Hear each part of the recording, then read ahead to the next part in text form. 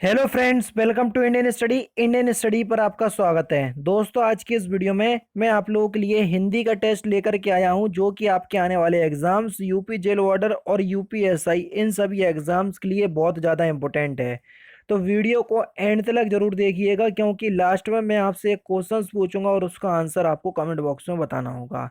तो चलिए स्टार्ट करते हैं और देखते हैं पहला क्वेश्चन। धीरे धीरे में कौन सा समास है, ये आपको बताना है। धीरे धीरे में कौन सा समास है, ये आपको बताना है कि इस क्वेश्चन में कौन सा समास होगा। बढ़िया इंपॉर्टेंट क्वेश्चन है। तो धीरे धीरे में अब यही भाव समास होगा। आप द्वंद्व समास नहीं लगा देना, क्योंकि मैंने आपको बताया कि योजक चिन्ह आ जाए तो वहां पर द्वंद्व समास होता है, लेकिन उसकी अलग कंडीशन होती है। समझ रहे ना? तो इस बात को समझिएगा। जैसे मैं आप लोगों को बोल दूं, प्रत्येक, प्रत्येक में भी आपका अव्ययी भाव समास होता है। प्रत्येक का अगर आप समास विग्रह करोगे तो एक एक आएगा। एक एक एक एक को तो ही प्रत्येक बोलते हैं। अब अगर इस तरीके से लिखा होता तो आप फिर द्वंद्व समास लगाते आप। नहीं, यहाँ पर भी आपका अव्ययी भाव समास होगा। तो समझ में आ रही है ना? जिस समास का प्रथम पद प्रधान हो, अव्ययी भी हो तथा दूसरा पद संज्ञा हो, उसे अव्ययी भाव समास कहते हैं। ठीक है? जैसे प्रत्येक में आपका एक एक जो है के प्रति यहाँ पर अव्ययी भाव समास होगा। ठीक है? Next question. आंख ना दीदी काढ़े कसीदा, इस लोकोक्ति का सही अर्थ क्या है? लोकोक्ति का सही अर्थ बताना है। तो इस लोकोक्ति का सही अर्थ क्या हो जाएगा? योग्यता ना रहने पर भी काम करने की सेखी मारना। यानी कि इस क्वेश्चन का ऑप्शन नंबर 4 बिल्कुल करेक्ट होगा। क्वेश्चन नंबर 3 है, वही मनुष्य है कि जो मनुष्य के लिए मरे, इस पंक्ति में कौन सा अलंकार है? जल्दी बताइए। तो इस पंक्ति में आपका अनुप्रास अलंकार होगा। ठीक है ना? अगर हम अनुप्रास अलंकार की श्रेणी देखें तो लाट अनुप्रास होगा। चूंकि विकल्प में लाट अनुप्रास ना होकर अनुप्रास दिया गया है, इसलिए आपका अनुप्रास अलंकार है यहाँ। ठीक है ना? लाट अनुप्रास कहाँ पर होता है? वहां होता है जहां पर कोई शब्द या वाक्य खंड की आवृत्ति एक ही अर्थों में हो, तो वहां पर लाट अनुप्रास अलंकार होता है। वागेश्वरी का पर्यायवाची क्या होगा? तो बागेश्वरी का पर्यायवाची होगा आपका शारदा। दूसरा ऑप्शन करेक्ट। शारदा जो है बागेश्वरी का पर्यायवाची होगा। क्वेश्चन नंबर 5 में आपको क्या करना है? एक वाक्य है, उसको 5 भागों में विभक्त किया गया है, 6 भागों में, और इनको आपको अरेंज करके एक पूरा वाक्य बनाना है। तो अरेंज करके आराम से वाक्य बनाइए। जल्दी बताओ कि इस क्वेश्चन का सही आंसर जो है वो आपका क्या होगा। तो देखो, सबसे पहले अगर हम बात करें तो पहले आपका तीसरा वाला खंड आएगा शुरू से ही, यानी कि ये पहले नंबर पे आएगा।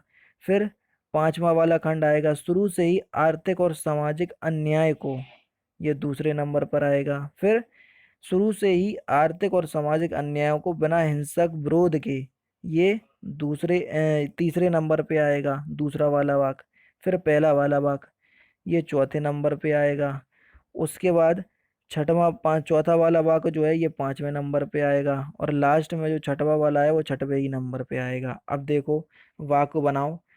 शुरू से ही आर्थिक और सामाजिक अन्याय को बिना हिंसक विरोध के भारतीय सहते चले आए हैं।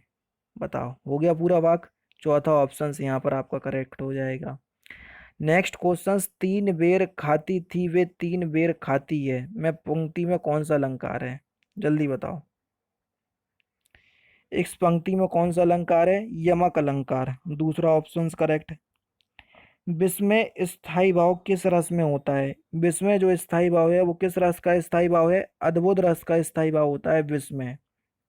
यद्यपि मोहन धनी है तथापि बहुत दुखी है। यद्यपि मोहन धनी है तथापि वह दुखी है, ये एक मिश्र वाक्य है। तीसरा ऑप्शन करेक्ट।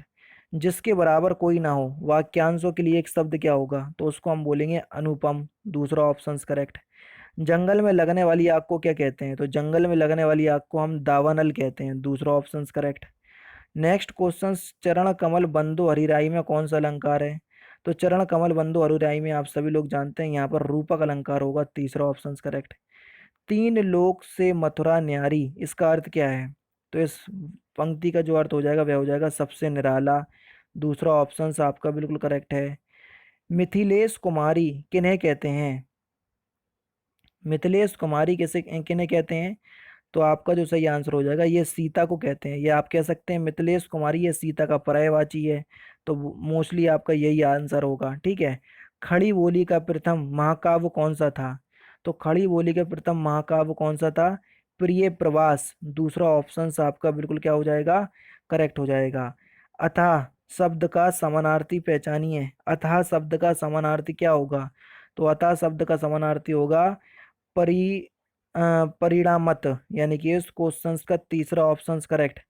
वृक्षों से पत्ते झड़ते हैं में कौन सा कारक है? वृक्षों से पत्ते दूर होंगे तभी वो नीचे गिरेंगे, तभी झड़ेंगे। और दूर होने के लिए कारक चिन्ह से का यूज होता है, तो कौन सा कारक होता है? अपादान कारक। तीसरा ऑप्शन करेक्ट। विचार में एक प्रत्यय लगाने से कौन सी शब्द बनेगा? अगर हम विचार में एक प्रत्यय लगा दे तो कौन सा शब्द बनेगा? वैचारिक। चौथा ऑप्शन करेक्ट हो जाएगा। शुद्ध वाक्य को पहचानना है। क्वेश्चन नंबर 18 में कौन सा वाक्य शुद्ध है? जल्दी बताओ। मेरा एक भाई और 5 बहनें हैं। यानी कि इस क्वेश्चन का तीसरा ऑप्शन करेक्ट। सिंपल है। बुढ़ापा एक प्रकार का अभिशाप है। यह कौन सी संज्ञा है बुढ़ापा? तो बुढ़ापा जो है वो एक प्रकार की भाववाचक संज्ञा है। दूसरा ऑप्शन आपका बिल्कुल करेक्ट हो जाएगा। समझ रहे? बुढ़ापा एक प्रकार की भाववाचक संज्ञा का उदाहरण है। मीनाक्षी का अर्थ क्या होता है? मीनाक्षी का अर्थ होता है मछली की तरह गोल आंखों वाली। दूसरा ऑप्शन आपका बिल्कुल करेक्ट है। स्वतंत्रता का विलोम शब्द कौन सा होगा? स्वतंत्रता का विलोम शब्द क्या हो जाएगा? तो स्वतंत्रता का विलोम शब्द हो जाएगा निर्धनता। यानी कि इस क्वेश्चन का कौन सा? जल्दी बताओ। दूसरा ऑप्शन करेक्ट है। अच्छा, स्वतंत्रता नहीं है, संपन्नता है। संपन्नता का विलोम शब्द हमसे पूछा, तो संपन्नता का विलोम शब्द हो जाएगा निर्धनता। दूसरा ऑप्शन आपका बिल्कुल करेक्ट है। ठीक है ना? नेक्स्ट क्वेश्चंस की तरफ चलते हैं कि निम्नलिखित में से कौन अज्ञानी का पर्यायवाची नहीं है? जल्दी बताओ, कौन अज्ञानी का पर्यायवाची नहीं है? तो आपका सही आंसर हो जाएगा भिग। भिग जो है ये अज्ञानी का पर्यायवाची नहीं है। दूसरा ऑप्शन करेक्ट। जैसा काम वैसा दाम में जैसा किस व्याकरण का व्याकरणात्मक कोटि है? जल्दी बताओ। तो आपका सही आंसर हो जाएगा विशेषण। दूसरा ऑप्शन आपका बिल्कुल करेक्ट है। ठीक है ना? जैसा काम वैसा दाम में जैसा जो शब्द है किस व्याकरणात्मक कोटि का उदाहरण है? तो ये विशेषण का उदाहरण है। यानी कि इस क्वेश्चन का पहला ऑप्शन जो है वो आपका बिल्कुल करेक्ट हो जाएगा।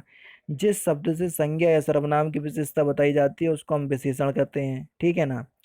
नेक्स्ट क्वेश्चन आपके सामने कि निम्न में से कौन सा लुटेरा शब्द में प्रत्यय है? लुटेरा में कौन सा प्रत्यय हो जाएगा? ये क्वेश्चन आपके एग्जाम में पूछा जा चुका है। तो लुटेरा में एरा प्रत्यय होगा। पहला ऑप्शन करेक्ट। निस्संकोच शब्द में प्रयुक्त उपसर्ग बताइए। उपसर्ग किसी भी शब्द के आगे लगाए जाते हैं, तो निस्संकोच शब्द में कौन सा उपसर्ग होगा? नहीं उपसर्ग। चौथा ऑप्शन करेक्ट। पीछे चलने वाला शब्द के लिए एक शब्द क्या होगा? जल्दी बताओ। निम्नलिखित में से कौन सा पीछे चलने वाला शब्द समूह हेतु एक शब्द है? वाक्यांशों के लिए एक शब्द बताना है। तो पीछे चलने वाले को हम अनुगत कहते हैं। कौन सा शब्द काटना का तत्सम होगा? काटना का तत्सम हमको बताना है। तो काटना का तत्सम क्या हो जाएगा? कर्तन। तीसरा ऑप्शन करेक्ट। कट जाना मुहावरे का सही अर्थ क्या है? तो कट जाना मुहावरे का जो सही अर्थ होगा वो होगा आंखें चुराना। चौथा ऑप्शन करेक्ट। कट जाना मुहावरे का सही अर्थ क्या हो जाएगा? आंखें चुराना। चौथा ऑप्शन आपका बिल्कुल करेक्ट। नेक्स्ट क्वेश्चन की तरफ चलते हैं। नेक्स्ट क्वेश्चन है आपका, 8 कनौजिया 9 चूल्हे। इस लोकोक्ति का सही अर्थ क्या है? तो इस लोकोक्ति का सही अर्थ हो जाएगा अलगाव की स्थिति। तीसरा ऑप्शन करेक्ट। निम्नलिखित में से कौन सा चक्रपाणी में प्रयुक्त समास है? तो जहां भगवान के नाम होते हैं, मैंने आपको बताया वहां बहुव्रीहि समास होता है। चक्रपाणी का अगर आप अर्थ देखेंगे तो क्या हो जाएगा? जल्दी बताओ। चक्रपाणी का अर्थ विष्णु से संबंधित है और विष्णु जी भगवान है, इसलिए ये बहुव्रीहि समास में। उच्छ्वास का सही संधि विच्छेद क्या होगा? तो उच्छ्वास का सही संधि विच्छेद हो जाएगा उत प्लस श्वास। चौथा ऑप्शन करेक्ट।